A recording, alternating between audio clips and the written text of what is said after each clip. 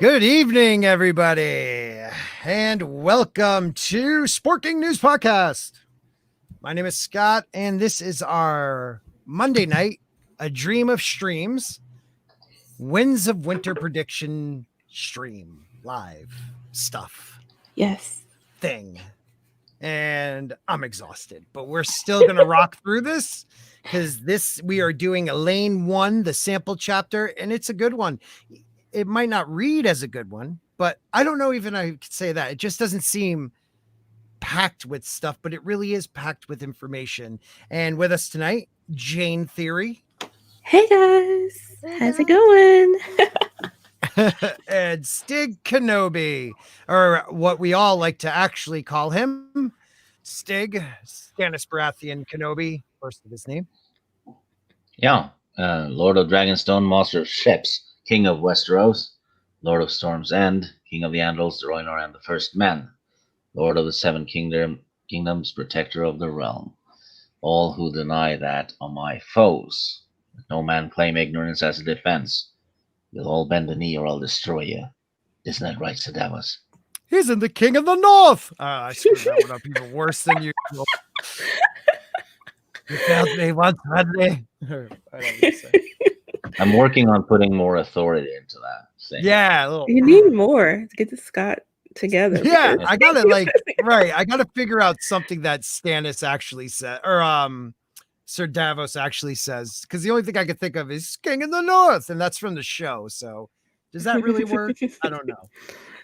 I really don't know. It could work, I guess. It could work. Let's see who's with us tonight. We have a super sticker from our good friend Christy from According to Christy, who's still working on Watch Hours. So please subscribe to her channel.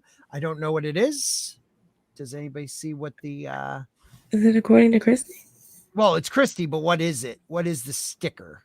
What is the sticker? Yes. It's a Carol Baskin. You know what it is? It's a poop emoji. It's always poop emoji. Why do I even second guess that? It's a poop emoji. Yay. And we have Tina, of course, one of the members of my YouTube membership. Hello, Tina. Good evening, friends. And Jayne is in there. I'm going to skip you because you're up here with us. Michael Jolan, Sporkers Assemble. Yes, sir. I like that. This is, how do I do this again? You know what you could call it, though? What? Spork and Beans. Spork and Beans. That could be a shirt. All right, so I always screw up. This is LinkedIn girl. LinkedIn.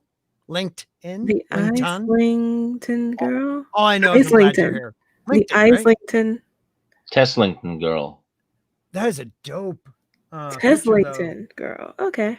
I like it. How are you tonight? And one of the greatest streamers, streamers too, and mods in the game, Makini90. Good afternoon, everyone, and welcome to the WoW Prediction Live with Sporking and Jayne and Stig Kenobi.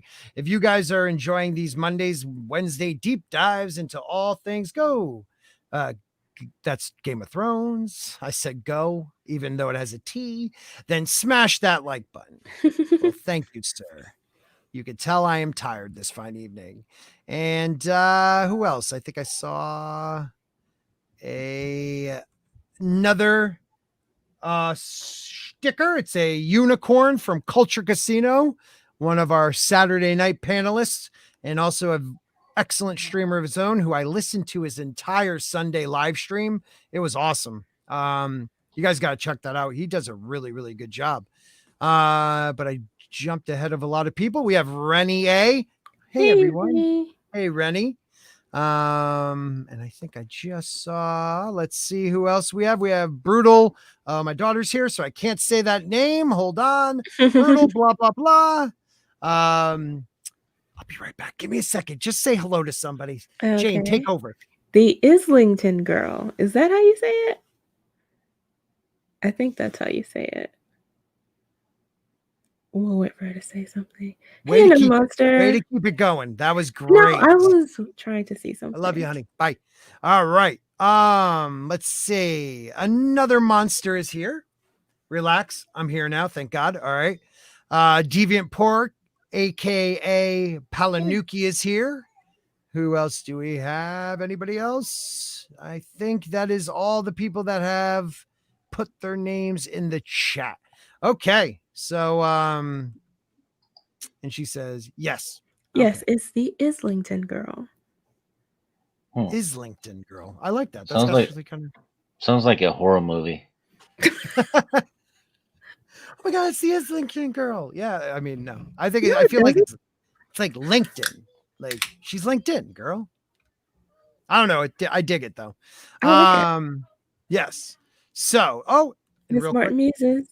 of course, Miss Martin Muses. Hello, Hello. Miss Martin. One of our favorites, one of our panelists on Wednesday nights. So we I love to see people that are part of my membership. So if you like, you could be a member. There's 3 different tiers. Click on the membership card. Feel like if you want to donate. And we have a couple people here actually tonight that are members, and you'll see a cool little green medallion because I have not picked out specific ones yet. So that is YouTube saying what's up. I think if it's good enough for Nerdrotic, it's good enough for me. All right. And the Time Prophet. I saw you too, buddy. So what are we doing tonight, guys? We have that Swedish bastard in the group too. He Right said he there, was that- standing up for defending Norwegians for you the other day. That's weird. See- I mean, Norway doesn't need a defense. Does anybody believe that though? It's possible. Where was he doing this? Is there proof? Was it on one of my streams? I don't know. Time Prophet says, Hail Sparky News Podcast. Sorry, couldn't be here earlier. I was literally painting my nails. Whatever floats your boat, my friend.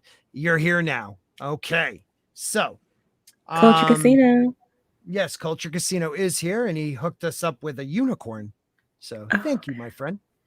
We are going over Alayne I. It's a sample chapter. Is it one of the I think it's one of the earlier sample chapters. I'm going to go off camera. Sorry, guys, but I know my computer hates me having 2 tabs open, so it might be better this way. I think this might be one of the first sample chapters. I could be wrong. I enjoy it. I don't know about you guys. I think it's a good sample chapter. Have you read it recently or at all? I don't know, but it should be fun to sample Alayne and delve into Alayne. Yeah. Deep, I guess. Yeah. Yeah. Right. Jane, have you read it recently or I have what do read you it remember? recently, yeah. Yeah. Yeah, I remember, and I mentioned this before, that there are a lot of questions that it brings up. It's not a lot in the actual scenes in terms of what's happening. It's pretty typical, but you have to also remember that the character is sort of not herself. Okay. So she's in character, and we're observing a lot of things that she's pretending to do and say and be, while at the same time we know there's something else happening. Yes. Sort of like with since she is pretending to be someone else, maybe she'll actually be likable. Yeah, right. Ironically, no. Yeah.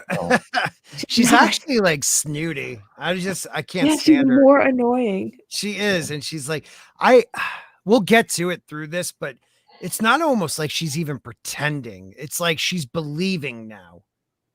Like in the last chapter that actually was right, like the last chapter that was published, she was pretending, and she still was Sansa. Not once you will see in this chapter she says Sansa. Like she never thinks of herself as Sansa. She even mistakenly almost says her father, Ned Stark. Like, she like catches herself, Lord Eddard Stark. Like it's pretty interesting how she's starting to believe her own story. And it's a nice contrast too from Arya's story that we read earlier. Wow. Want to hear a case of incredible devotion? Sure. Yeah. Got a message from Lady Toriel. She is 6 chapters away from finishing book 5. Wow. 6 chapters. She is battling How hard. How fast is she reading? She just started that when? Last week. Well, no, but when did she start the series? It was like a month ago. Yeah. That is That is nuts. It's epic. It's epic, and she's ours. She's our epic elf. She really is. How awesome is that? I love it. She is Yeah. going through those books like insane. And it's not even like she's just reading through it. She's actually like ripping them apart and finding things I have not seen. Oh yeah, she's taking notes, and she's if there's something she wants to dig into, she rereads chapters. Oh, it's so good. Good for her. I'm jealous. So I wish I had done that when I first read it. I know, right? I just was happy to like read it and be like, I think I understood what just happened there. Yeah. You know, just flew through it. Yeah, it's crazy. It's crazy. But we'll jump into this. Tell me if I go robotic. I'm gonna need you guys to tell me because I'm gonna be on another tab. Okay. Let's see what happens here. Okay. So this is Alayne I excerpt. This was actually a chapter he put on his website. So this wasn't like someone heard it and tried to rewrite it, or, someone recorded it and rewrote it. He actually put this one out, and I think it was one of the earliest ones. So Alayne, she was reading her little lord a tale of the winged knight when Maya Stone came knocking on the door of his bedchamber. Clad in boots and riding leathers and smelling strongly of the stable, Maya had straw in her hair and a scowl on her face. That scowl comes of having Mikael Redfort near Alayne knew. Your lordship, Maya informed Lord Robert, Lady Waynwood's banners have been seen an hour down the road. She will be here soon with your cousin Harry. Will you want to greet them? Why did she have to mention Harry? Alayne thought. We will never get Sweet Robin out of bed now. The boy slapped a pillow. Send them away. I never asked for them here. Maya looked nonplussed. No one in the Vale was better at handling a mule, but lordlings were another matter. They were invited, she said uncertainly, for the tournament. I don't. Woo, that flew by quick. Sorry about that. Tournaments are like that if they're good. Right? Oh, right here. Okay. Alayne closed her book. Thank you, Maya. Let me talk with Lord Robert, if you would. Relieved, plain on her face, Maya fled without another word.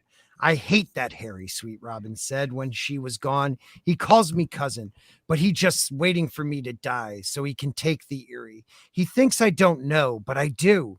Your lordship, I should not believe such nonsense, Alayne said. I'm sure Sir Harold loves you well, and if gods are good, he will love me too. Her tummy gave a little flutter. He doesn't, Lord Robert insists.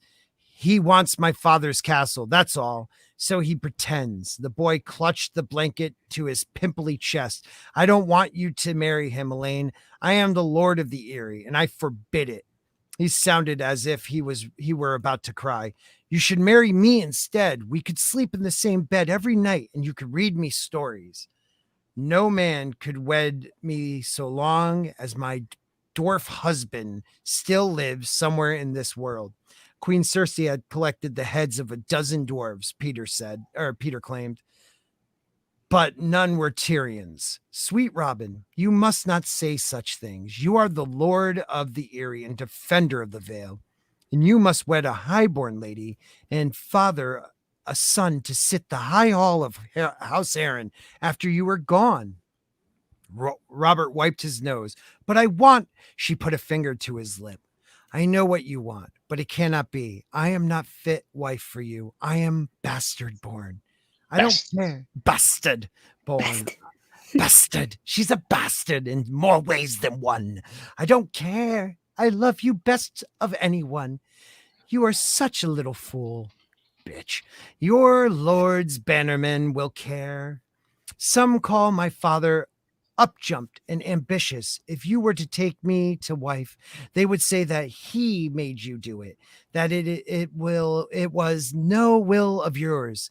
The Lord's declarant might take arms against him once again, and he and I should both be put to death. I wouldn't let them hurt you, Lord Robert said. If they tried, I would make them all fly. His hands began to tremble. Alayne stroked his fingers. There, my sweet Robin, be still now. When the shaking passed, she said, you must have a proper wife, a true-born maid of noble birth.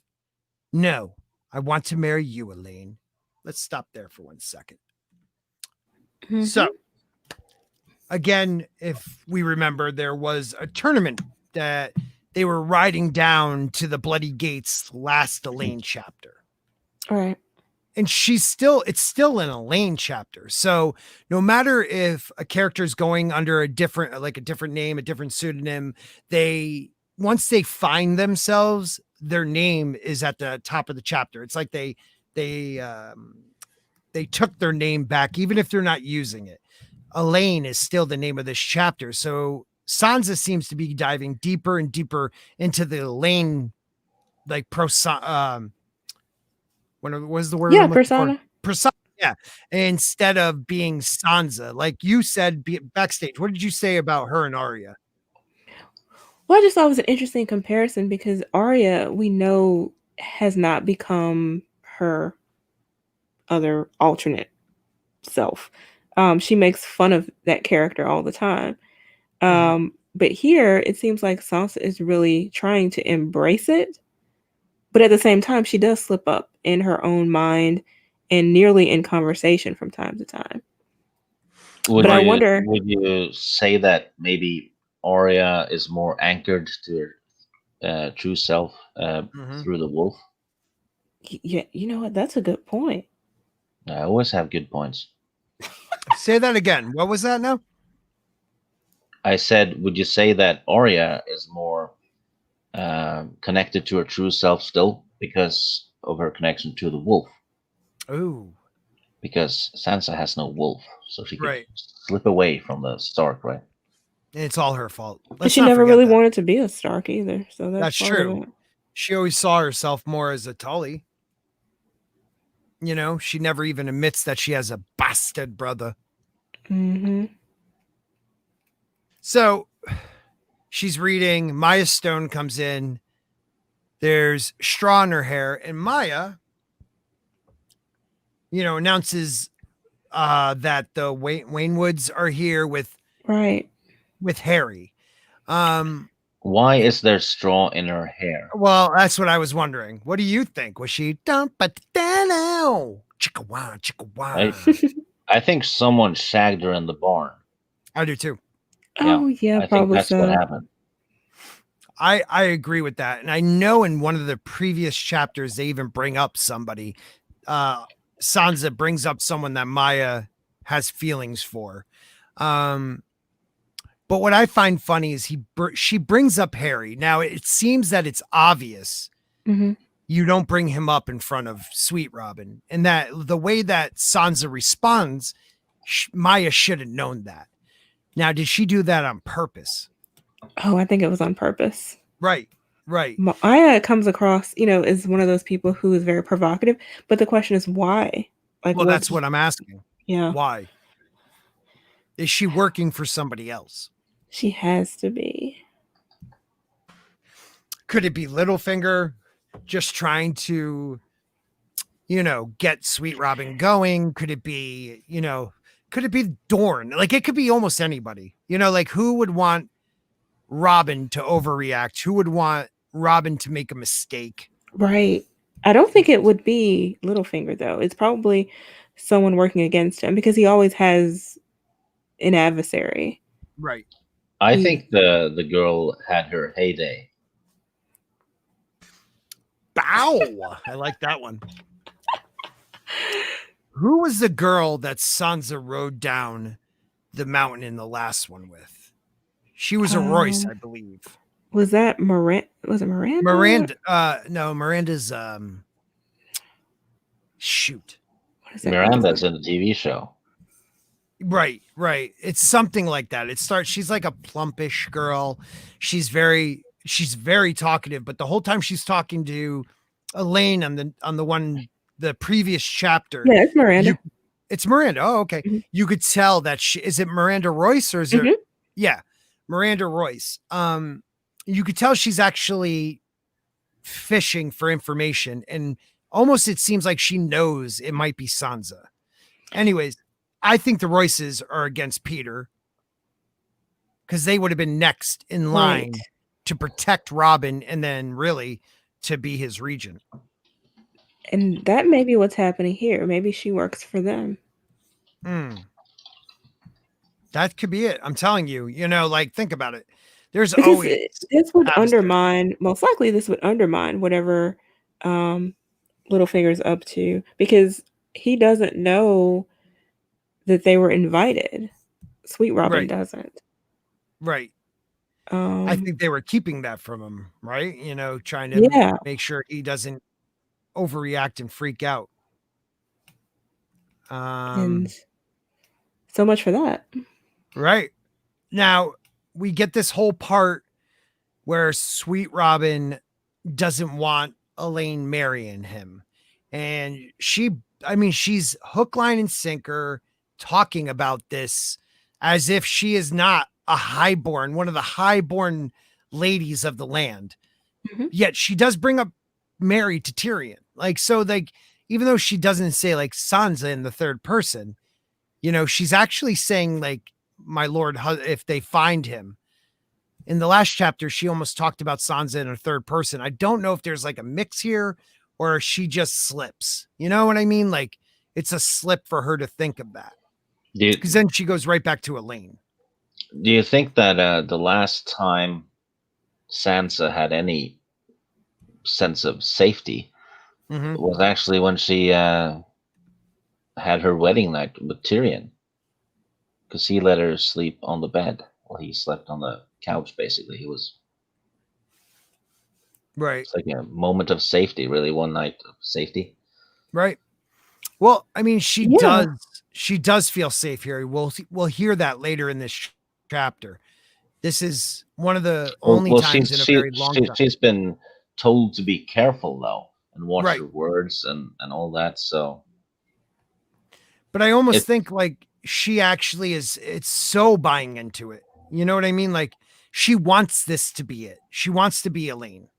I don't think she cares to be Sansa anymore.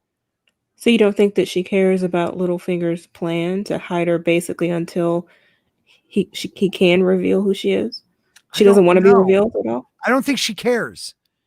I think she wants to play this out. Think about it. He wants to marry her to the second, the guy who will take over when Sweet Robin dies, if he dies. Mm-hmm. And that right now to her is, again, she's going back to the, my fluttery little tummy, like she was with Joffrey. Mm-hmm. It's like she takes a step forward, she takes a step back, Yeah, it's like she learned. Mm-hmm.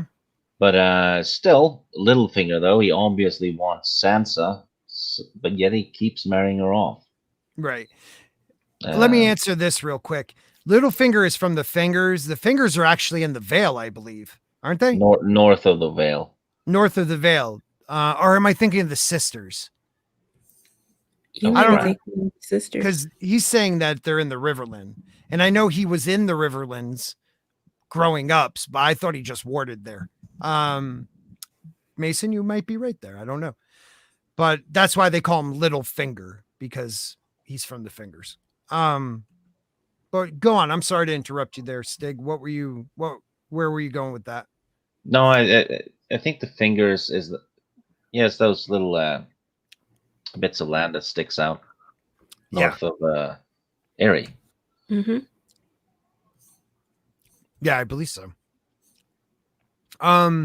He just and the Sisters are the islands north of that. Yeah, he just stuck out. Yeah. He just stuck out a little less than others. Right. Another thing I find interesting, and this is actually me hearing this from another YouTuber, and I'm blanking on who says it. Anytime that he says that little Lord Robert brings up making somebody fly, he either trembles or he has like seizures. He does, yeah. Oh. I remember that from the last time he was talking about Tyrion. Right. So he either trembles really bad or literally goes into a seizure. And they're feeding him. Yeah, go ahead. Who else keeps saying that people will fly? Well, there's more than one. Well, and I know Bloodraven. Bloodraven, but it's actually Bran, and it's the Crow's Eye. Yeah. Two people that are fixated on flying. And Sweet Robin, don't forget, Sweet Robin is a relative of Bran's. He's a cousin. Yeah, Right. and So- we know what happens to people who Bloodraven might have been messing with. Right. They sometimes have breakdowns. They sometimes have mental issues. They sometimes, open up their third eye. And don't forget, they keep giving him drugs. I mean, they give him that sweet sleep or sweet whatever that is. Yeah, and They give him what is it? That kid has issues. Yeah. Well, one of the things that on Preston's channel he theorized was that the drug is suppressing whatever supernatural abilities he may have. He thinks he's a green seer. I don't doubt it. Think about it. The kid sits on a weirwood throne. Yeah. You know what I mean? He's up in the mountains. His sigil is the falcon, right? A falcon? Yeah. He's in the eagle's nest. Like, he is a symbol of flying. He's a symbol of like a bird. And I believe he might have some psychic abilities. A green seer, maybe not, but maybe close to that or something different that he has these dreams. And I don't know if we find out in this chapter or other chapter, but he does have like very vivid dreams, and he knows things he shouldn't know.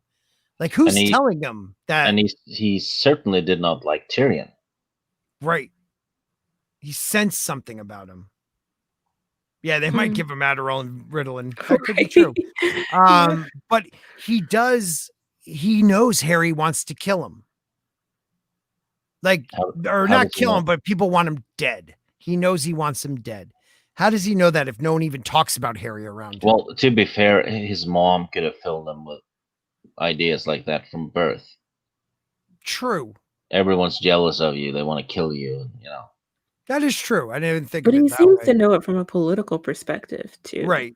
I don't know. It seems more involved, and it's he knows he has power. He just can't assert it right now. Like, he could command her to marry him. No one can stop him, really, but he doesn't realize the power he has, and they keep the kid drugged up all the time. And what do you think? Why he's so sickly? You know what I mean? Like, right. That may be why. One of the reasons. I think Littlefinger was a little sickly young guy too, though. Maybe he's Littlefinger's kid. I always wondered that. Because he was doing hanky-panky with Lysa Arryn. And she drank the moon tea once before to abort a Littlefinger baby. Yeah. Maybe the abortion didn't take the first time. Or they tried it again, and they say it doesn't always work. So let's say she took it again, and this was what happened to him. He's sickly and weak, and or it would fit. Yeah, because he looks more like Littlefinger than Jon Arryn. Way more. That would fit. Right. I just wonder, if that's it, or if Also, that would with the removal of Lysa, there's nobody that can claim it's Littlefinger's kid. Right. Right. No one could prove it. Yeah, exactly. So nobody can claim he's a bastard. Right. Bastard. I think a lot of people feel the same way. He's either Littlefinger Jr., as another monster says here, or he's on like his, as Michael says, it's his journey making him discover his powers. Well, we also see a lot of parallels in Game of Thrones. And so this would parallel well with Cersei's kids. Also, since Lysa's now gone, are they still feeding him all those drugs? Oh God, yeah. Oh yeah, okay. Thought if it was coming out of the drugs, that might be why he's understanding more and more.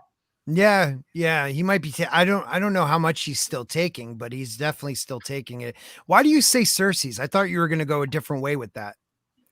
Oh, because you have the royal children, the heirs to the throne, who are bastards. Oh, okay. Yeah, no one really knows about, or they don't know that that they are bastards. And Right. Sweet Robin would parallel that because he would be a bastard on the throne that no one knows is a bastard. Right.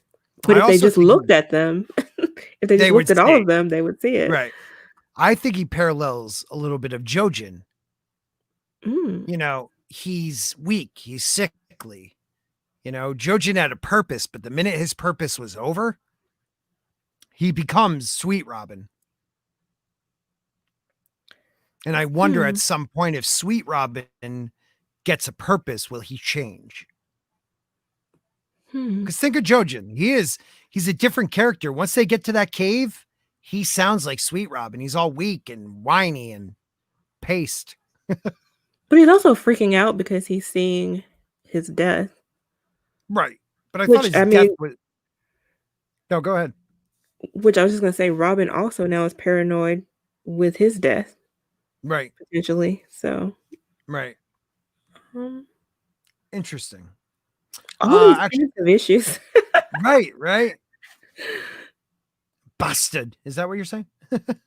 Because that's how he pronounces it normally. Okay, well, it is good though.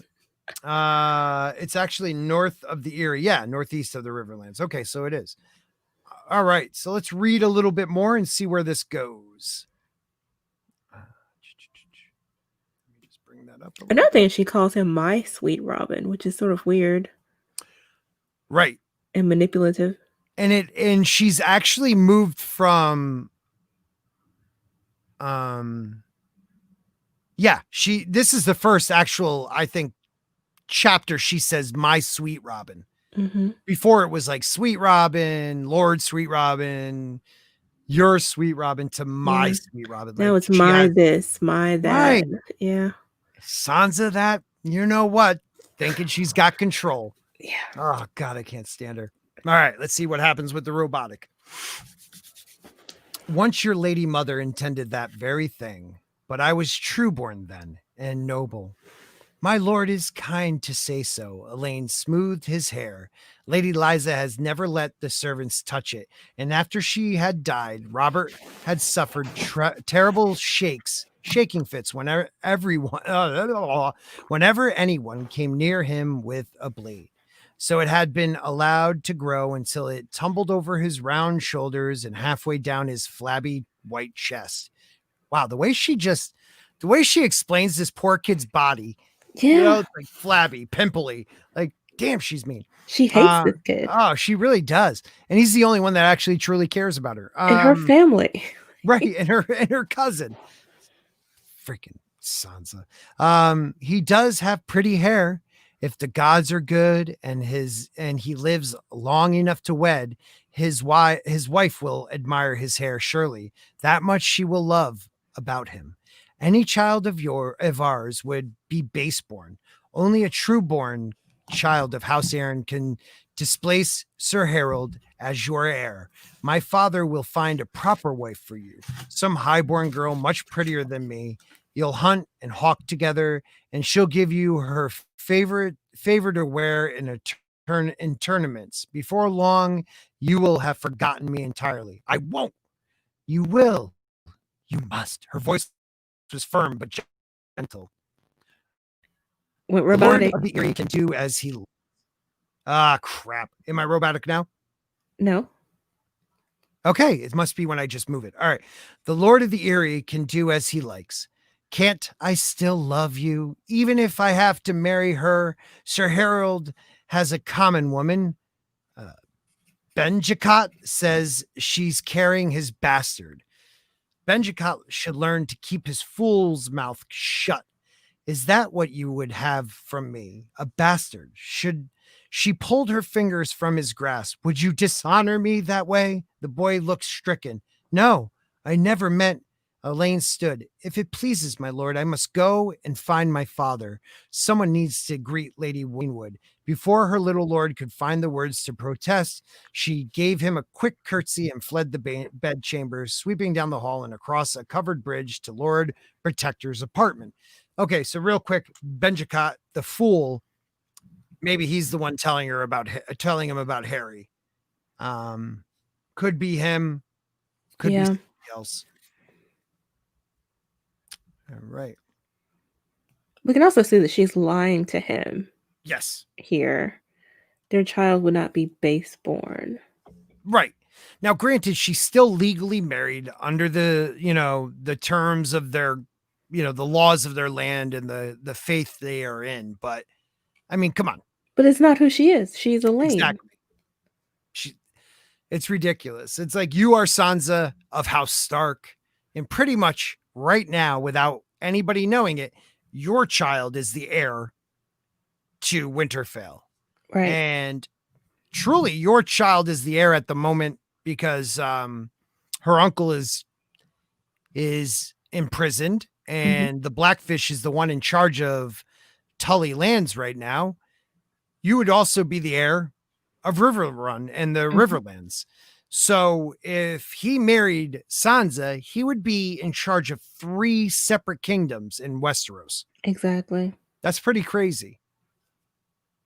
So that's a consolidation of the family. Exactly. I mean, you really would, your forces would be crazy because don't forget the Eyrie never entered into this war. They have probably the strongest army in the land. Right. And I would hope people, I think people know that, but they have over 10,000 men, I would think 15 probably, but that's a lot in the wars right now. And kind of like, good.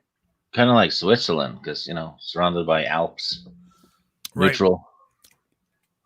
Yeah.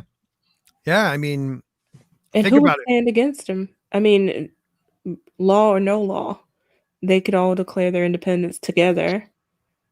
Right. It's also interesting that George put a POV character in the Eyrie. Pretty important, I would think. Yeah, something's going to happen in the Eyrie. I mean, yeah, definitely. Now think about it. If Sansa was smart, because the North has declared its independence, Robb is dead. She doesn't have to follow the laws of the land. She could marry Sweet Robin, declare him the king in the North, and make the Eyrie, the North, and the Riverlands part of that. No, she can't declare that. He could. Sweet Robin could. Not the king of the North. She would be a Stark of Winterfell. They accept it. I think they would accept. No, they wouldn't accept it because he's not a Northerner. She is. Yeah, she is. So I'm thinking instead of having Lannister control, would they rather have her, pretty much her in charge? Because I mean, Sweet Robin's not going to be in charge. Yeah, but I do believe that Robb has legitimized Jon. Or Catelyn. Yeah, because Catelyn seems to be, Stoneheart seems to be searching for something. Right. And she's retracing Robb's steps. Right. And I've been thinking about what you said about that. And if you read the chapter that they talk about the will, listen to what Catelyn says at the very end of that chapter. At the very end of that chapter, someone walks in and she says, if you plant a trap like you did to me for, I want to say it's Jaime or Tyrion or Tywin, you are bound to win these wars. So by bringing up Jon, he made her you're not going to have Jon. I do not want Jon. Well, then it has to be you, mother. Boom, trapped her. Bam. Now, if you brought her up right away, you would take over for me, because the king in the North can't free somebody from their black vows. He is a black brother. And the thing is Jon isn't a factor at this point. Sansa doesn't know anything about the will, right? No. Nope. So she could care less about that. The ghost of Winterfell might know. That's true. Well, it would be too late. If I were her, I would go ahead and marry him. Yep. Declare for the entire northern half of Westeros. And see who comes for you. Yeah. Because no matter what, even if you declare, you have the biggest army in the land. So if you marched out and kicked the Boltons out of the north, I think a lot of northern lords would follow her. Mm-hmm. And then march down to the Tully lands, they would follow her. So she would have to win some battles. But once she won those, it's hers. Boom. But she's too worried about her tummy and Harold. All right. Let's see. When she had left Peter Baelish that morning, he had been breaking his fast with old Oswell. Is that Oswell Kettleblack or whatever his name is? Oh, no, wait, no, that's the Penguin. I don't, Oswell somebody. Isn't his kids part of the Kingsguard? Who had arrived. Yeah, right? Oswald Comblepot. That's Penguin. Yeah, that's Penguin. Who's the King Guard? Oswald Kettleback. Kettleback. Yeah, he's in Dorne, isn't he? Well, no, this is the father, I believe. Yeah. Who had, there's like 3 brothers or 2 brothers who had arrived last night from Gulltown on a lathered horse. God, I can't read for shit. She hoped they might still be talking, but Peter Solar proved empty. Someone had left a window open and a stack of papers had blown onto the floor. The sun was slanting through the thick yellow windows and the dust motes danced in the light like tiny golden insects. Though snow had blanketed the heights of the giant's lance above, below the mountain, the autumn lingered and winter wheat was ripening in the fields. Outside the window, she could hear the laughter of the washerwomen at the well, the din of the steel on steel from the wards where the knights were at their drill. Good sounds. Alayne loved it here. She felt alive again for the first since Lord Eddard Stark had died. So really quick, Peter left for Peter not to shut a window and make sure papers are away. You're robotic. To me, that seems like he left. Mr. Roboto Domo. Still roboto? Still robotic? That's good now. Anyone? Okay. He would have made sure papers were away, window was shut. So he went somewhere quickly, it seems like. And then you find out that they keep bringing up the Giant's Lance. A couple chapters ago, I think when Catelyn was there, or Catelyn, water was actually, there's a waterfall. One of Elaine's earlier chapters, it was frozen. Now there's snow that covers it. But yet we haven't heard anything about the White Raven, right? So this chapter, even though it's in the 6th book, takes place somewhere a little earlier than the last chapter of Dance with Dragons. So once again, he did that with one of his books, where the early chapters in Winds of Winter will kind of be before the last chapters of Dance with Dragons. Maybe. And again, this is where my father, well, Lord Eddard. George Martin, though, he said when he finished book 5, he had leftover chapters that would make it into book 6. So that's probably this is probably one of them. Yeah, he released this as one of the first sample chapters, so I'm guessing it had to be. All right. She closed the window, gathered up the fallen papers, and stacked them on the table. One was list of the competitors. 4 and 60 knights had been invited to the vie for places among Lord Robert Arryn's new Brotherhood of Winged Knights, and 4 and 60 knights had come to tilt for the right to wear falcon's wings upon their war helm and guard their lord. The competitors came from all over the Vale, from the mountain valleys and the coast, from Gulltown and the Bloody Gate, even the 3 Sisters. Though a few were promised, only 3 were wed. The 8 victors would be expected to spend the next 3 years at Lord Robert's side. As his own personal guard, Alayne had suggested 7, like the King's Guard, but Sweet Robin had insisted that he must have more knights than King Tommen. So older men with wives and children had not been invited. And they came. Alayne thought proudly, they all came.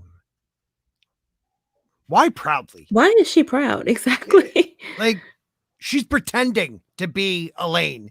She's buying into this belief that she's part of the Veil.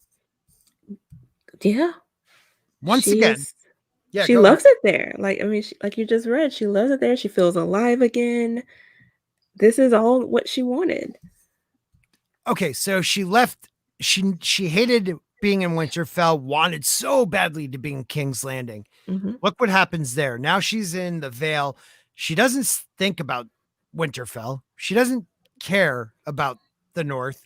She's just happy that she's there in the Eyrie. Mm-hmm. Yeah, and she's deluding herself that she's someone else.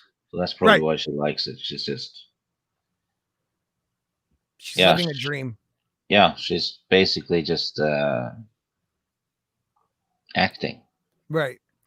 So these people are now going to be knights. They're going to be like a King's Guard, but it's only like 3-year service, which is different. Mm-hmm. Why do you think Littlefinger's actually doing that? Well, I was thinking it would take some people off the board who could be competition, because they would have to be with him in the Eyrie or in the Vale. Swear an oath, 3 whole years. Yep. Which gives him time to complete his plan, whatever that is. And they invited some lords that, lords' sons that were probably, I don't know, competitors of Peter. And now if they win, which don't forget, the tourney of the hand, that was set up so the mountain could kill that kid. Like, Loras had the mare in heat. Like, people cheat. So who's to say Peter's not making sure certain guys win this so that their kids are off the table and like pretty much wards of his now, like they're in his service. Right. These things are so political. I don't know why people go. Exactly. Like, yeah. And it's also good for making contacts and making deals. Mm-hmm. Right. During the tournament, wheeling and dealing. But I think Peter's thinking, okay, if I have certain lords' sons around essentially him, under his control. Right. What are they going to do? They can't do anything because he has their child. They would essentially be wards, sort of. Mm-hmm. So yeah, that dude thinks. Like, he really knows what he's doing. This is definitely a plan of his. Mm-hmm. Right? It's one of those things where Kettleback. Thank you, sir.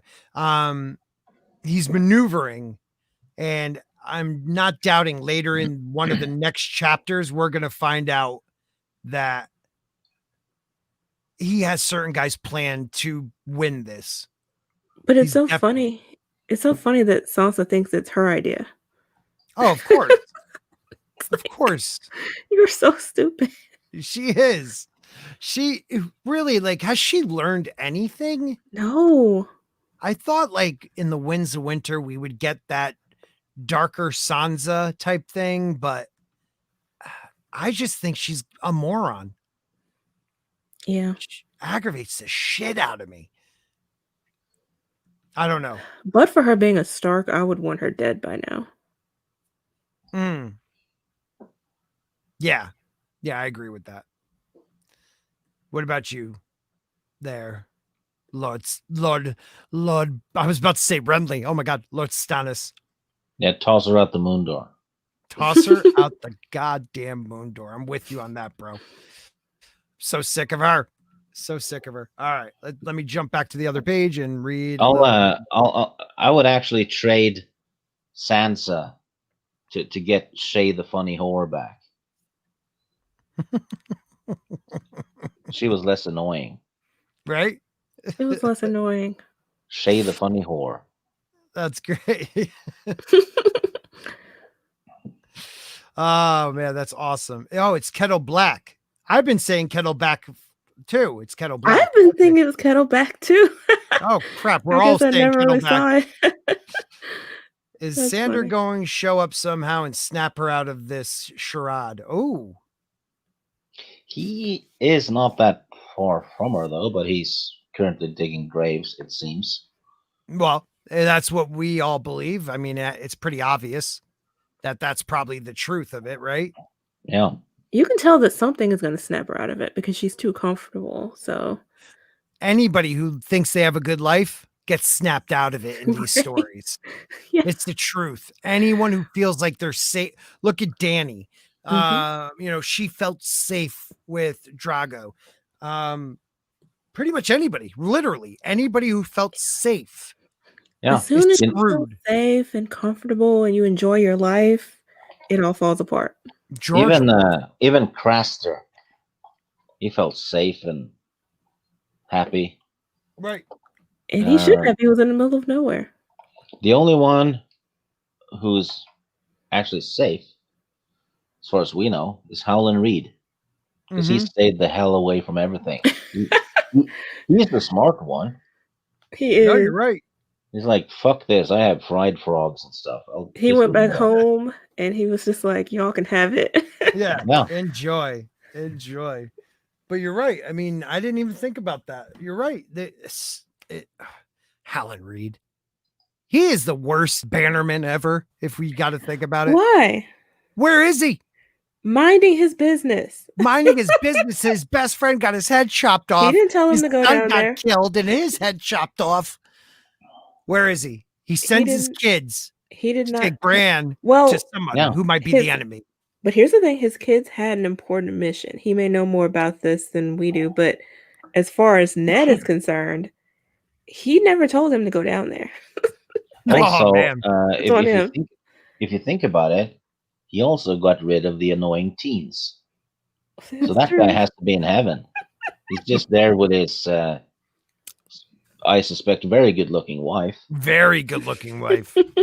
So, and he got rid maybe of a sword called Dawn. No.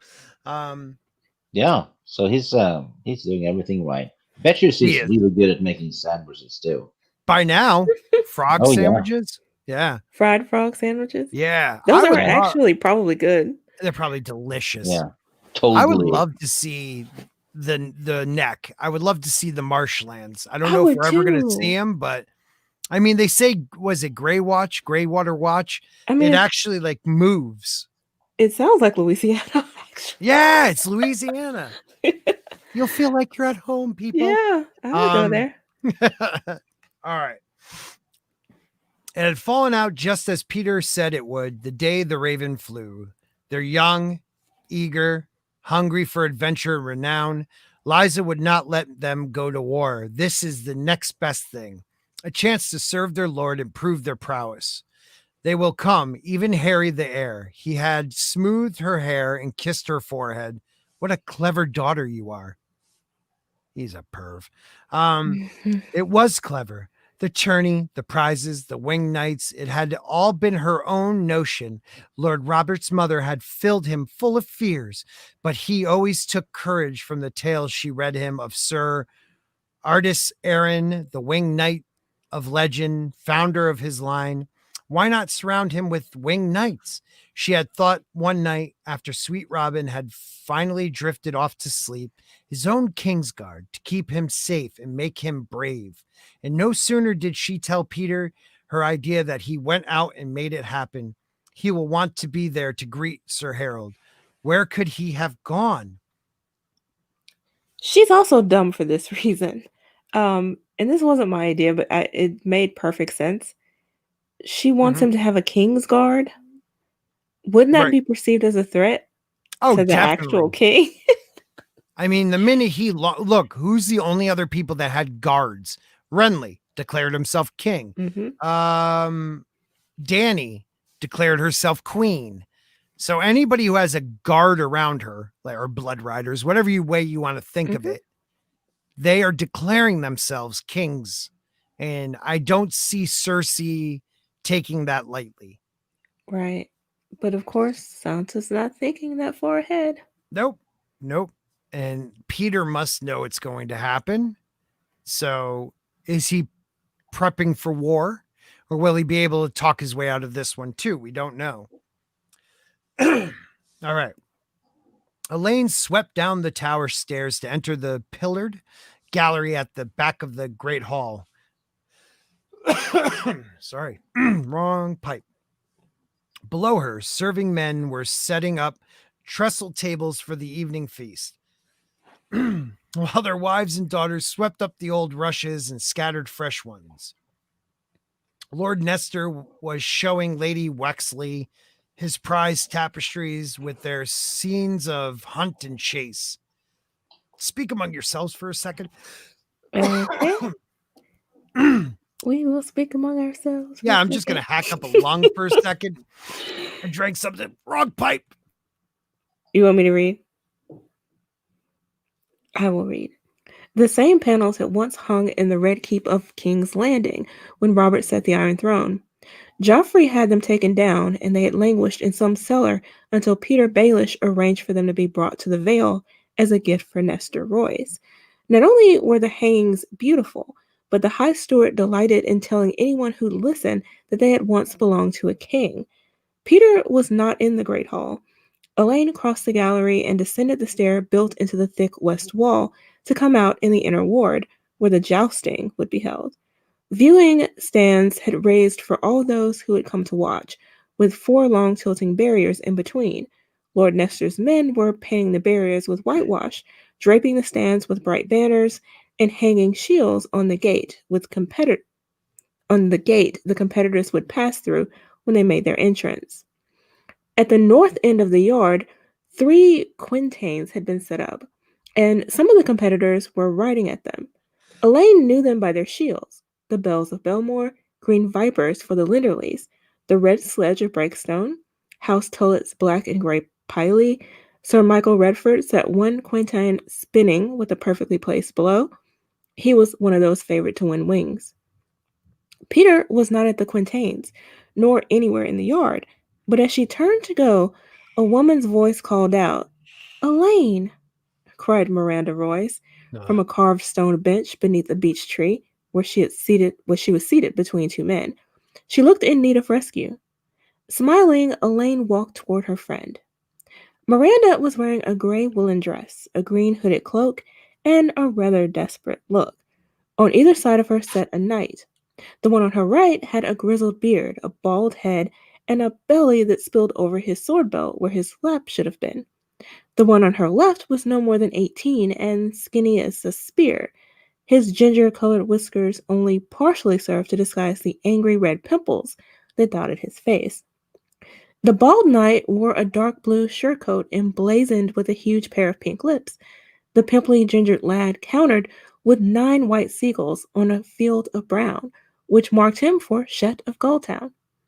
He was staring so intently at Miranda's breast that he hardly noticed Alayne until Miranda rose to hug her. "Thank you, thank you, thank you," Miranda whispered in her ear before she turned to say, "Sirs, may I present you the Lady Alayne Stone?" Thank you. All right. Miranda is back. Anything before we read on? She is... Well, for one, we see that Littlefinger's still missing. Right. Like, he's nowhere to be found, which also, makes you wonder what he's up to. What he's doing. Also, we have, again, sigils are important. Yeah. Now, I don't know if we've seen these sigils before. I haven't thought about that as much, but George might have brought one of these houses up, the Bald Knight has a circle of dark blue with huge pair of pink lips on them. Mm-hmm. I don't know what house that is, but then we see Shet of Gulltown. Also, it seems Miranda has impressive boobs. She does, I guess. Dude can't stop. Or these guys are just guys. You're either, guys are either boobs or butt men, you know? There's a reason why Baywatch was a success. And when we go, the Lord Protector's daughter, the bald knight announced, all hearty gallantry. He rose ponderously, and full as lovely as the tales told of her I see. Not to be outdone, the pimply knight hopped up and said, Sir Osfer speaks truly. You are the most beautiful maid in all the 7 kingdoms. It might have been a sweeter courtesy had he not addressed it to her chest. So he's a chess man. Okay. And you have seen all those maids yourself, sir, Alayne asked him. You are young to be so widely traveled. He blushed, which only made his pimples look angrier. No, my lady, I am from Gulltown, and I am not, though Alayne was born there. She would need to be careful around this one. I remember Gulltown fondly, she told him, with a smile as vague as it was pleasant. To Miranda, she said, Do you know where my father's gotten to, perchance? Let me take you to him, my lady. I do hope you will forgive me for depriving you of Lady Miranda's company, Alayne told the knights. She did not wait for a reply, but took the older girl's arm in arm and drew her away from the bench. Only when they were out of earshot did she whisper, Do you really know where my father is? Of course not. Walk faster. My new suitors may be following. Miranda made a face. Osfer's lips is the dullest night in the vale. I guess it's lips. Okay, I get that. But Uther Shet aspires to his laurels. I am praying they fight a duel for my hand and kill each other. She's such a sweetheart. Yeah. Alayne giggled. Surely Lord Nestor would not seriously entertain a suit from such men. Oh, he might. My lord father is annoyed with me for killing my last husband and putting him to all this trouble. It was not your fault he died. There was no one else in the bed that I recall. I forgot that. Yeah, she slept him to death. Alayne could not help but shudder. Miranda's husband had died when he was making love with her. Those sister men who came in yesterday were gallant, she said, to change the subject. If you don't like Sir Osfer or Sir Uther, marry one of them instead. I thought the youngest one was very handsome. The one in the sealskin cloak, Randa said incredulously. One of his brothers, then. Miranda rolled her eyes. They're from the sisters. Did you ever know a sisterman who could joust? They clean their swords with codfish oil and wash in tubs of cold seawater. Well, Alayne said, at least they're clean. Some of them have webs between their toes. I'd sooner marry Lord Peter. Then I'd be your mother. How little is his finger, I ask you? Alayne did not dignify that question with an answer. Lady Waynwood will be here soon with her sons. Is that a promise or a threat? Miranda said. The first Lady Waynwood must have been a mare, I think.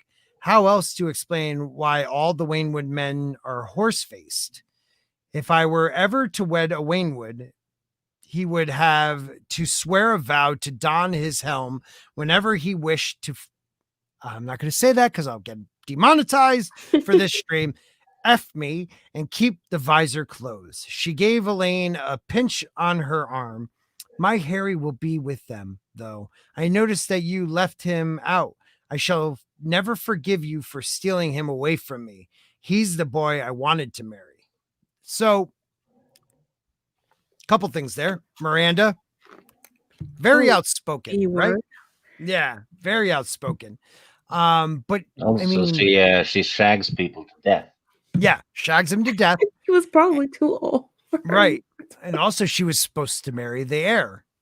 Right. Now you're telling me she's going to be that friendly with the girl who stole the heir from her? Absolutely not. Matter of fact, you mentioned earlier that the Royces may be trying to undermine Littlefinger.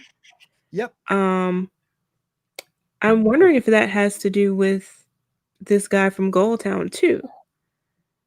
Go on.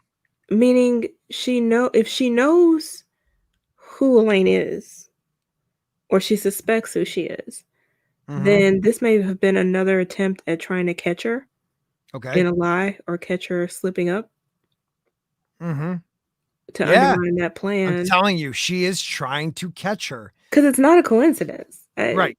You know, now suddenly she wants to run away from these guys, but she was the one talking to them. It's just weird. Right. Right. Now, I mean, in the last ones, I think she said something about like the last chapter, lemon cakes, you know, like something that Sansa is known for. So like, I really think they're trying to figure out if this is her. I mean, think about it. Peter leaves for the Vale, Sansa disappears. Right. And all of a sudden now he has a bastard daughter that no one knew about. Right. And everyone would have known because he dotes on her. So right. It doesn't make any sense. I also wonder, these Waynwood men are horse-faced. What other family has people that are explained as horse-faced? Who? I don't know. They might have a dire wolf as their sigil. Could they be cousins? Distant cousins of the Starks? No, of the Starks. The Starks don't have horse faces. No. Yes, they do. No, they don't. They say Arya's horse-faced. Lyanna was horse-faced. Oh, God, yeah. They have long horse faces. Reread Game of Thrones. Yep. They call her Arya Horseface. Isn't that just to tease them, though? Right, no, because their face is long. So some of the Starks, Jon, Arya, Lyanna, they all have longer faces. And I don't know that that's how that was meant here, though. I don't know.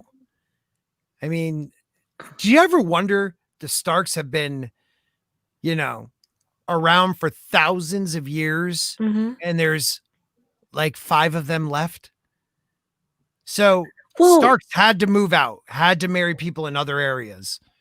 Why not? Only because the other ones changed their names, though. Like the Karstarks. We only hear about the Karstarks, though. They're not the only ones. There's another one. Who's to say the Waynwoods weren't one? It's just something to think about. Read descriptions of some of the Starks. It's long, and then some people call them horseface, the long horseface. And why would you say that about these people? Well, one of them said it was Theon. Right. He's kind of full of shit. Well, yeah, of course he is. But I don't know. It's something the minute I read it, I thought Stark. So I don't know. Who's to say they're not a distant cousin? Yeah, he did. It was Theon who called her Arya Horseface. You're right. But did the Vale mix out very much? Well, if they're not Starks, there are First Men families still. Right. Okay. So maybe it's like a First Men thing. It could be. Maybe not a Stark thing, but a First Men. Maybe it's like an inbreeding thing. Could be. There's like 5 Starks left. I'm telling you, people. There would be thousands of Starks. At least we would know that there was way more cousins than we have ever heard of. But there are a lot of bottlenecks in the Stark family history. That is true. That is true. I don't know. It kind of seems a little strange that the Starks don't seem to have as many family members as you would think. Like closer cousins. I mean, even the Lannisters have, Kevin and other family members, Tywin's sister, and don't get me wrong, Ned's sister and brother died and one took the black. So maybe that's why we only see that small of a group. They also seem to have a lot of daughters. That's true. I mean, there was the hour of the she-wolves. Yeah. So you probably have a lot of Stark descendants through the women in the family over the years. It's just the name. Right. So maybe that's like a First Men thing, that long horse face type thing. I'm telling you, it's just something to think about. That's all I'm saying. That's all I'm saying. One thing that sort of stood out to me was how they described the sisters people, the people who live there. Webtoons. Right. That, and just they almost sound like they're describing the Iron Islands. I was just about to say that. Yeah. Yep. Other people that are descended from first men too. Yeah, that's true. You know, And that broke sea-dwelling away. people who could probably descend from whatever sea god. Yep. Or the squishers. Yeah. You know, so I'm telling you, people were banging squishers back in the day. Oh yeah. All right. The betrothal was my father's doing, Alayne protested as she had 100 times before. She's only teasing, she told herself. BS. But behind the jab, she could hear the hurt. Miranda stopped to gaze across the yard at the knights at their practice. Now, there's the very sort of husband I need. A few feet away, two knights were fighting with blunted practice swords. Their blades crashed together twice and slipped past each other, only to be blocked by upraised shields. But the bigger man gave ground at the impact. Alayne could not see the front of his shield from where she stood, but his attacker bore 3 ravens in flight, each clutching a red heart in its claws. The 3 hearts and the 3 ravens. She knew right away, right then, how the fight would end. A few moments later, and the big man sprawled dazed in the dust with his helm askewed. When his squire undid the fastening to bare his head, there was blood trickling down his scalp. If the swords had not been blunted, there would be brains as well. That last head blow had been so hard, Alayne had winced in sympathy when it fell. Miranda Royce considered the victor thoughtfully. Do you think if I asked nicely, Sir Lynn would kill my suitor for me? He might for a plump bag of gold. Sir Lynn Corbray was forever desperately short of coin. All the Vale knew that. Alas, all I have is a plump pair of teats. Though with Sir Lynn, a plump sausage under my skirt would serve me better. Oh, okay. Alayne giggled, drew Corbray's attention. He handed his shield to his loutish squire, removed his helm and quilted coif. Ladies, his long brown hair was plastered to his brow by sweat. Well struck, Sir Lynn called out, though I fear you've knocked poor Sir Owen insensible. Corbray glanced back to where his foe was being helped from the yard by his squire. He had no sense to start with, or he should not have tried me. There is truth in that, Alayne thought, but some demon of mischief was in her that morning. So she gave Sir Lynn a thrust of her own. Smiling sweetly, she said, My lord father tells me your brother's new wife is with child. Corbray gave her a dark look. Lionel sends his regards. He remains at Hart's home with his peddler's daughter, watching her belly swell as if he were the first man who ever got a wench pregnant. That's okay. I'll go robotic. Okay. Oh, that's an open wound, though, thought Alayne. Lionel Corbray's first wife had given him nothing but a frail, sickly babe who died in infancy. And during all those years, Sir Lynn had remained his brother's heir. When the poor woman finally died, however, Peter Baelish had stepped in and brokered a new marriage for Lord Corbray. The second Lady Corbray was 16, the daughter of a wealthy Gulltown merchant. But she had come with an immense dowry, and men said she was a tall, strapping, healthy girl with big breasts and good wide hips, and fertile too, it seems. We're all praying that the mother grants Lady Corbray an easy labor and a healthy child, said Miranda. Alayne could not help herself. She smiled and said, My father is always pleased to be of service to one of Lord Robert's leal bannermen. I'm sure he would be most delighted to help broker a marriage for you as well, Sir Lynn. How kind of him. Cobray's lips drew back in something that might have been meant as a smile, though it gave Alayne a chill.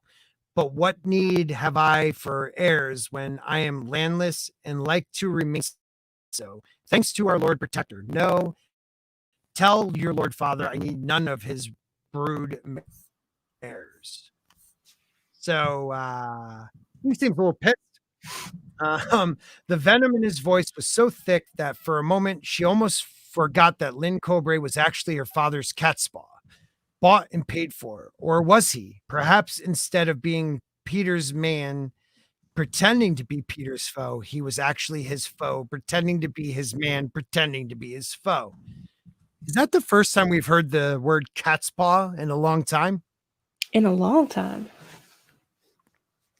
I just wonder. Yeah, like, so he's bought and paid for by Peter, even though he destroyed this guy's life by marrying off his brother and losing his inheritance. But knowing Peter, he probably knows that he's not really loyal to him and he's counting on that. Right.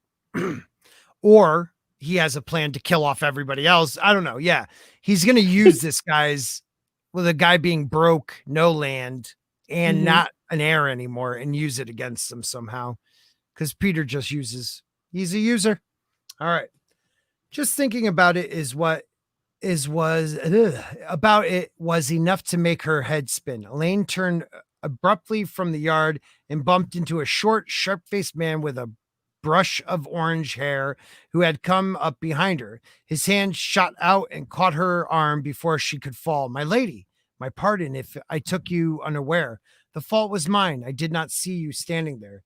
We mice are quite quiet creatures. Sir Shadrich, I guess, was so short that he might have been taken for a squire, but his face belonged to a much older man. She saw long leagues in the wrinkles at the corner of his mouth, old battles in the scars beneath his ears, and a hardness behind the eyes that no boy would ever have. This was a man grown. Even Rhonda overtopped him, though. "Will you be seeking wings?" the Royce girl said. "A mouse with wings would be a silly sight."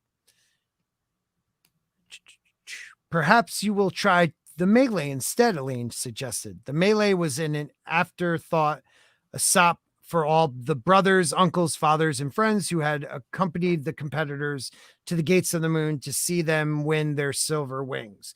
But there would be prizes for the champions and a chance to win ransoms. A good melee is all a hedge knight can hope for, unless he stumbles on a bag of dragons, and that's not likely, is it? "I suppose not, but now you must excuse us, sir. We need to find my lord father." Horns sounded from atop the walls. "Too late," Miranda said. "They're here. We shall need to do the honors by ourselves." She grinned. "Last one to the gate must marry utter shits." I love that name. They made a race of it, dashing headlong across the yard and past the stables, skirts flapping, whilst knights and serving men alike looked on, and pigs and chickens scattered before them. It was most unladylike, but Alayne found herself laughing. For just a little while as she ran, she forgot who she was, where, and found herself remembering bright cold days at Winterfell. Bang! Winterfell all of a sudden. Okay. When she would race through Winterfell with her friend Jane Poole, with Arya running after them, trying to keep up. By the time they arrived at the gatehouse, both of them were red-faced and panting. Miranda had lost her cloak somewhere along the way. They were just in time. The porticos had been raised, and a column of riders, 20 strong, were passing underneath. At their head rode Anya Waynwood, Lady of Iron Oaks, stern and slim, her gray-brown hair bound up in her scarf. Her riding cloak was heavy green wool, trimmed with brown fur, clasped at the throat by a, what is that, Nelio brooch? Is that how you would say that? Neo? I don't know. Yeah, in the shape of the broken wheel of their house. Miranda Royce stepped forward and stretched a curtsy. "Lady Anya, welcome to the gates of the moon." Lady Miranda, Lady Alayne, Anya Waynwood inclined her head to each of them in turn.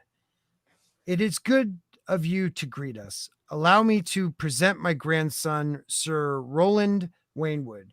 She nodded at the knight who had spoken. And this is my youngest son, Sir Wallace Waynwood, and of course my ward, Sir Harold Harding. Harry the heir, Alayne thought.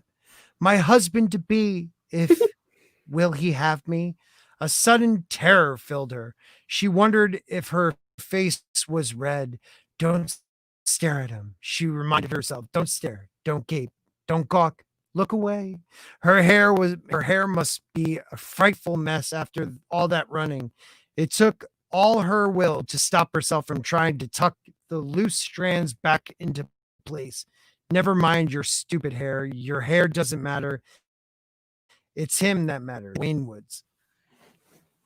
Sir Roland was the oldest of the three, though no more than 25. He was taller and more muscular than Sir Wallace, but both were long-faced and lantern-jawed, with straight brown hair and pinched noses. Horse-faced and homely, Alayne thought. Harry, though, my Harry, my lord, my lover, my betrothal. She is such an idiot. What the hell is wrong with her? But I don't know. This is an interesting thing, though, about the horse face thing. Yep. If that was common in her family, why would she find it unique among them? Because unique among them in the Eyrie. They're the only ones in the Eyrie that have that look. I don't know. You might have a point there. It's just interesting that she's the one pointing it out. But they keep saying it too. Like he wants us to know they're horse-faced. You know what I mean? Or like they she's keep being a bitch. Well, of course. Sir Harold Harding looked every inch a lord in waiting, clean-limbed and handsome, straight as a lance, hard with muscles. Men old enough to have known John Arryn in his youth said Sir Harold had his look, she knew. He had a mop of sandy blonde hair, pale blue eyes, and aquiline nose. What does that mean? Aquiline. So what is that? Like perfectly formed? Yeah, long and narrow. Okay. I thought it was fish. I thought it was like a horse. I don't know why.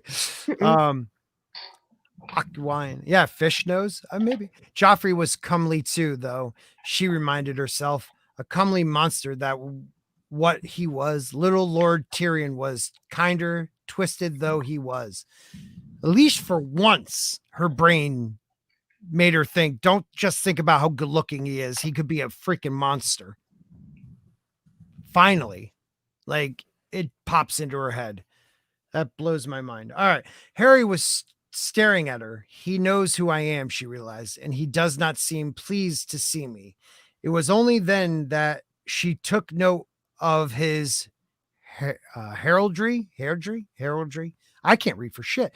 Though his surcoat and horse trappings were patterned in the red and white diamonds of House Harding, his shield was quartered. The arms of Harding and Waynwood were displayed in the first and third quarters, respectively, but in the second and fourth quarters, he bore the moon and falcon of House Arryn, sky blue and cream. Sweet Robin will not like that. Sir Wallace said, are we the last? You are, sir, replied Miranda Royce, taking absolutely no notice of his stammer. When will the tilts commence? Oh, soon, I pray, said Randa. Some of the competitors have been here for almost a moon's turn, partaking of my father's meat and mead. All good fellows, very brave, but they do eat rather a lot. The Waynwoods laughed, and even Harry the heir cracked a thin smile.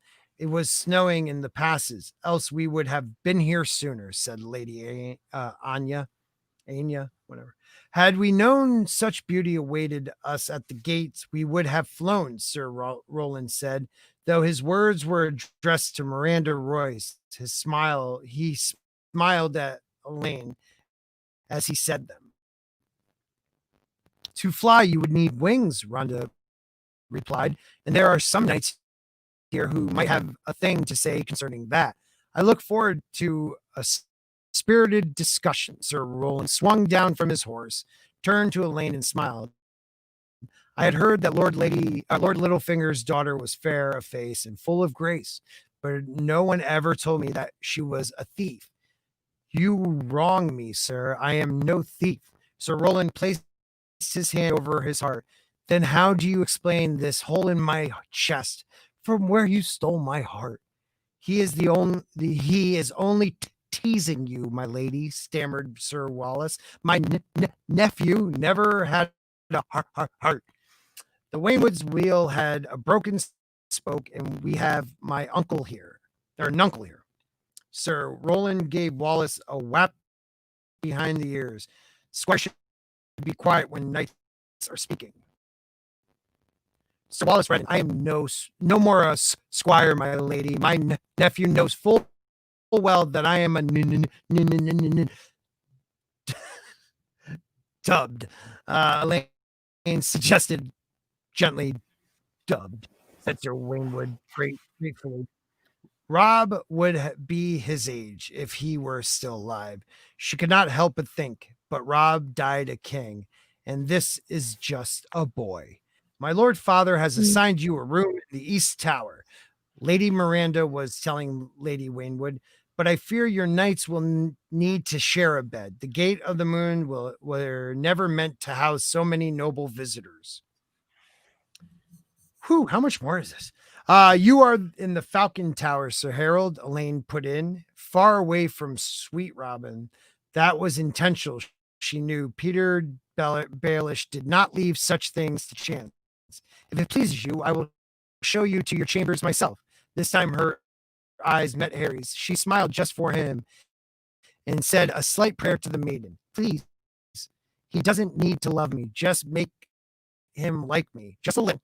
That would be enough for now. Sir Harold looked down at her coldly. Why should it please me to be escorted anywhere by Littlefinger's bastard? Burn. Yeah, burn. All three Waynwoods looked at him askew. You are a guest here, Harry, Lady Anya reminded him in a frosty voice. See that you remember that.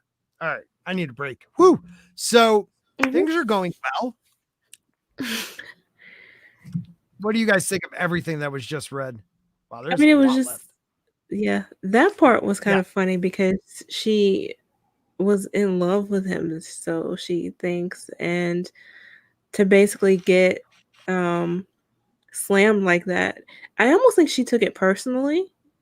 When she's a Stark, like, is she confusing who and what she is? Right, and he reminds her. Yeah, but she's forgetting her role, like who she actually is. She shouldn't be so offended right now. Like, you're playing a character, you should expect this. Right. Could it be a trick though to make her reveal herself? At some point, I think. Like but right, it's in a way, like I feel like Peter wants these two to get together for the simple fact that if she marries Harry, Sweet Robin's screwed, first of all. But now he has control, and this is Peter, of the heir and Winterfell. Like, he will have, if he runs the tables right, he will be in control of who is the heir of the Eyrie and the heir of Winterfell. He's playing the game here.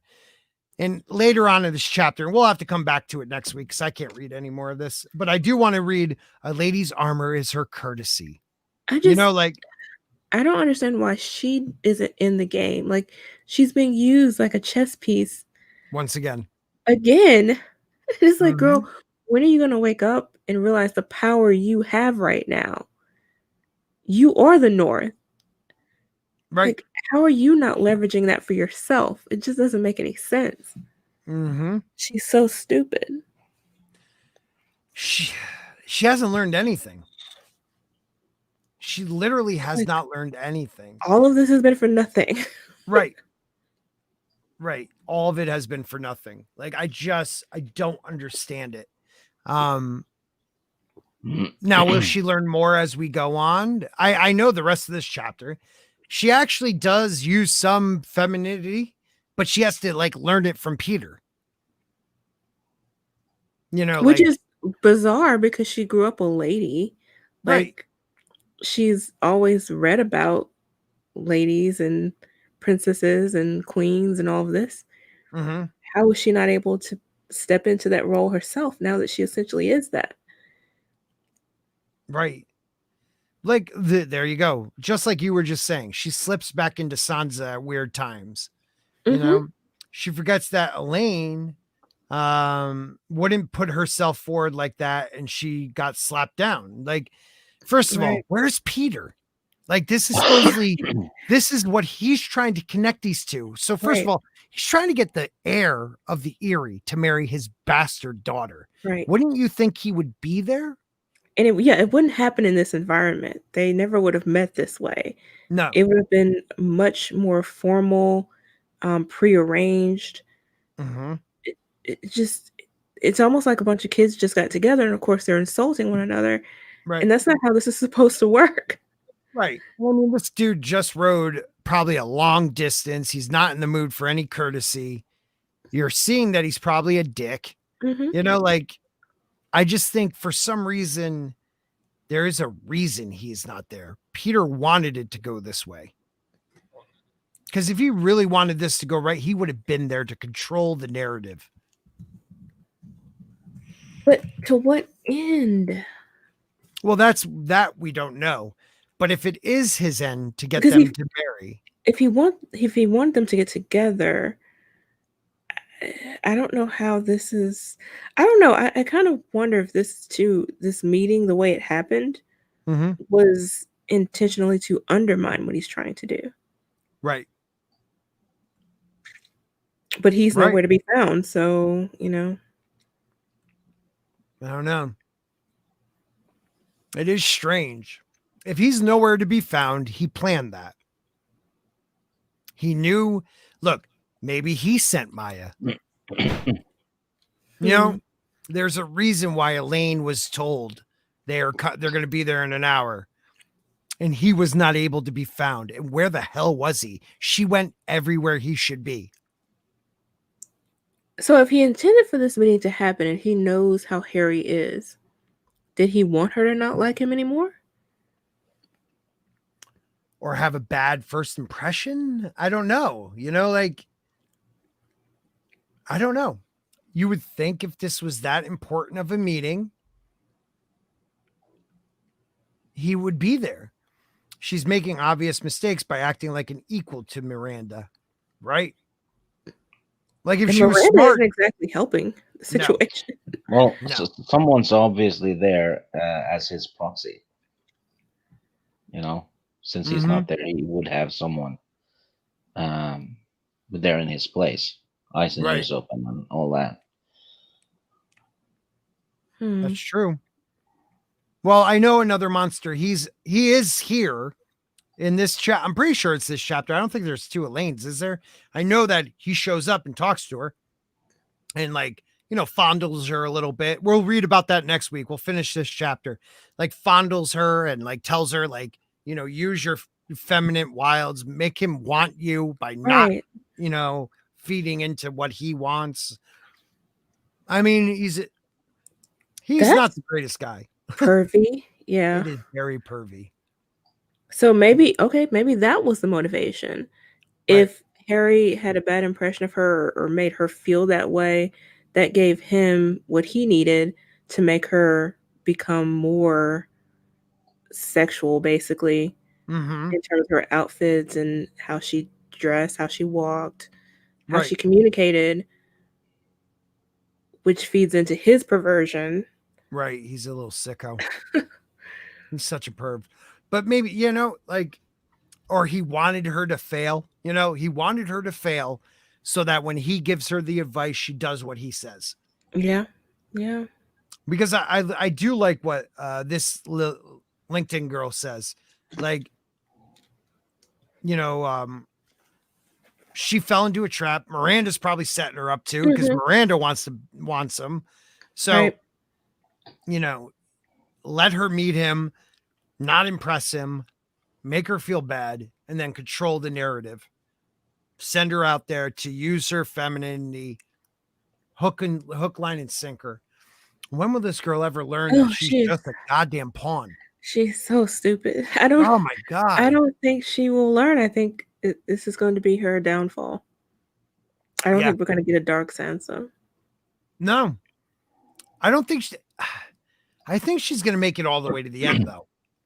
You think so? Mm-hmm. Yeah. She's absolutely a survivor. She is. She's a dumbass survivor, but she's a survivor. She will make it. She survives by being moved from one place to the next by other people. She's the Buster Keaton of Game of Thrones. I don't know. I have a feeling that at some point there's going to be like that one final "you used me too much" type thing, like maybe. But she does think of. She thinks of Jane Poole. Oh, poor Jane Poole. Thinks of Arya. Thinks of Rob, and that's it. Nobody else as of yet. She's Alayne. She wants to be Alayne, but she wants to be treated like Sansa. Right. Someone that matters. When she could just be Sansa. Say it again. Which one of us? You. Sorry about that. No, yeah, she thinks about Jayne and Winterfell at that moment when she's running and she's happy. So she kind of forgets herself, and that's when the happy things returns to her head. I kind of, you know what? By saying that, she ran there feeling like she was back, Sansa. Yeah. You're right. Happy things. And when she gets to the gate, even though she's Alayne, she still thinks she's Sansa. Well, that kind of screwed her up in a way, like she got slapped back into being a bastard. But if she were smart, she would develop her own plan and see that by being Sansa, she actually has more power. He's lying to her. He's manipulating her. Yeah. Because look, the Vale has no love for this kingdom at all. Even without Lysa, like they don't want to feed into what's going on in the kingdom. They don't trust the Lannisters. Mm-mm. So she came out like, I am, I'm sorry I lied to you, but I'm a Stark of Winterfell, and I was forced to marry this son of a bitch. And, now you guys need to protect me, and I'll marry the heir. We'll nullify like my marriage to Tyrion. I don't know. Honesty, I think, would help her. Who the hell would turn her in? Right. She's surrounded by allies. Right. They literally can't get to her. Where she's physically located. It just doesn't make any sense. Right. I mean, think about it. Ned lived there a good portion of his life. People there respected him. Yes. They fought with him during the wars. Yep. I mean, she probably has more allies than she realized. But she's not even horse-faced cousins. She's not even taking the time to think about it, though. Right. She's not creating her own strategy at all. Nope. Isn't Roy supposed to know her? There's a chance. There is a chance the Royces know who she is. They certainly know her dad. Right. And I think they would. Didn't Royce go with him to the Tower of Joy? Am I wrong? Or were they only Northern men? I'm sorry. Royce went with Brandon Stark to King's Landing when they died. Okay.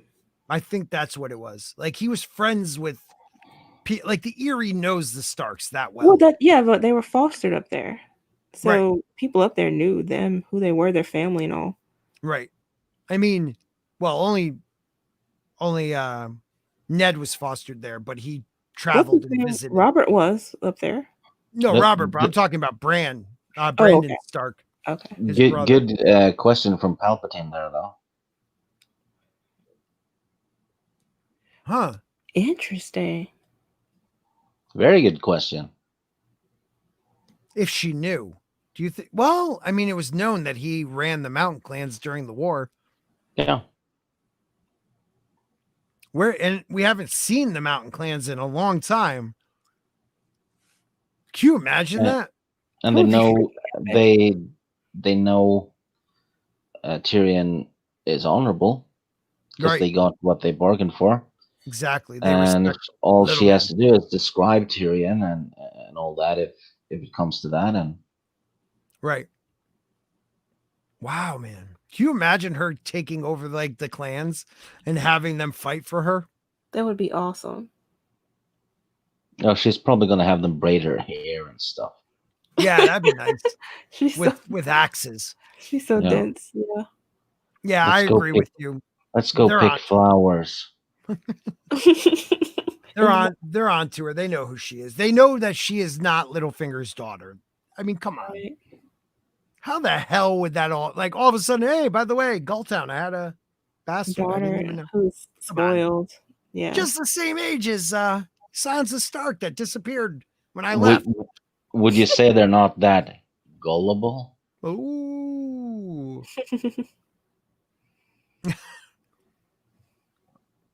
And what if the Waynwoods run off to claim the twins? Why do you say that? I don't understand that one.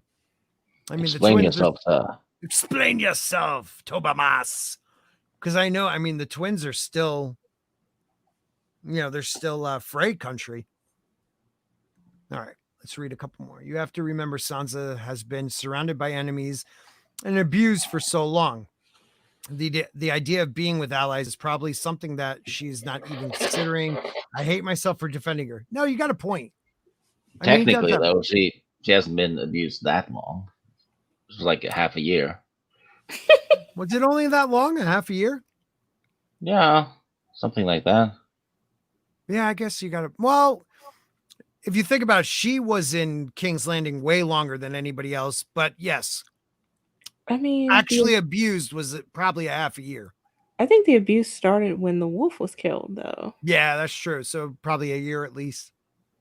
Mental abuse, all that good stuff. Good stuff. Mental abuse and all that good stuff. That's all. I'm still so sad about that. It's good stuff for a book. Oh, they have ties to the phrase. They have ties to the phrase? Why? I know the name Waynwoods. I just don't know where I've seen it before in the story. Ooh, that's something I'll have to research before next week. Let me write that down so I don't forget. And I will look that up so we can talk about it. But we're going to close this one out, everybody. Yes, a half a year is a long time for being abused. I'll give you that. Thank you guys for being here tonight. Jayne, would you like to plug away? Congratulations to Jayne, who has over 1,000 subs now. I was about to say 100,000. Yes, no. Freaking awesome, Jayne. Thank you. Yeah, you can find me here on YouTube, where I post weekly movie and television reviews every Sunday at 6 Central, as well as some occasional pop culture news and commentary. You can also find me on Twitter and Instagram at Jayne Theory. Thank you, and yeah, Jayne. I did see that the Waynwoods and the Freys have some intermarriage going on. Oh. Yeah. I did not know that. Interesting. That is interesting. Okay. I will look into that also. I didn't like Sansa in season 1, so who did? And the great Stig Kenobi. Yeah, I'm not really a YouTuber. I have a tiny channel though with a couple of videos on it. Made one last week. Actually, brand new top 5 list. They're so good. Yeah. Other than that, go sub to Christy. She's not here, and she's wanting to get monetized, and watch her. She needs money. She needs money for milk. Yes. So I think that's important. Watch her stuff over and over again, and then give her money. Yep. Like you guys did for me, play it in the background. Mm-hmm. Please. Let's get her there this week. That's the best. At least we could do. She is really and sub to Tommy as well. He has an awesome channel. It really is so good. It's so funny. I love Tommy's. Like, it's so I learned so much from Tommy's videos about toys and movies and shows I used to love. So check out Tommy, and yeah, still sub to Stig because he doesn't care. It's so much fun. Sub to everyone we know, Miss Martin Muses. Toriel has a page, right? Yeah. So make sure you guys find them. Come back Wednesday night when we're doing chapters. Was it 53 to 55, I think? No, 54. 54 to 56. I think so. We're somewhere in the 50s. We'll see. It's going to be good. It's going to be good, everybody. Please like, share, subscribe, and become a channel member today. Thank you to all my channel members. We got Tina. We got Rosa. We got Christy. We got Larry. Keep your members out of my face. You know what? I'm going to get a cool opening with my members. It's going to be great. That would be cool. Yeah. Members out of your face, though. That's a great one. It's like Littlefinger is creating chaos with the tournament. I agree. Yes. Would member berries be testicles? With that, everybody, good night. And remember, freedom isn't free, but just